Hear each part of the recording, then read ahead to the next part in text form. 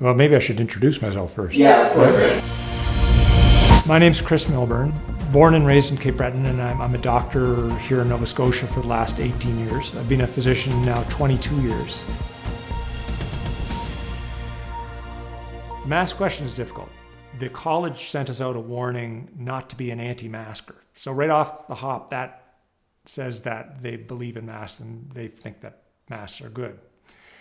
It's not that simple. And again, there's an answer somewhere between masks are completely useless and masks are great and we should always wear them until the end of time. And I think I can hopefully explain it well. And I'll get a little sciencey here. I'll go all sciencey on you. But there's this concept, it's called absolute risk reduction versus relative risk reduction. So for instance, if I had a little pinger that you wore on your wetsuit that repelled sharks, and let me say it was 99% effective. Well, that pinger, you might very well want to wear that pinger if you're reef diving off Hawaii. But that same pinger, if you were wearing that in a freshwater lake in Nova Scotia, it would probably mean you're a paranoid schizophrenic because there are no sharks in the freshwater lake. Relative risk reduction is 99%. It reduces the risk of shark attacking by 99%.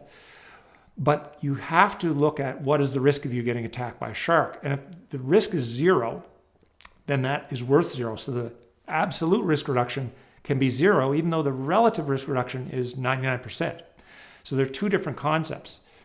What we've lost with our thinking on masks is we just said masks are good and they help, or masks are bad and they don't help. But the problem with that is you have to look at, is a mask going to help me? Well, if there's no COVID around, it's not going to help you. And so the other problem with masks is that clearly the relative risk reduction is not high. Even if you believe that they work at all, which is debatable. The best study that I saw was from Denmark.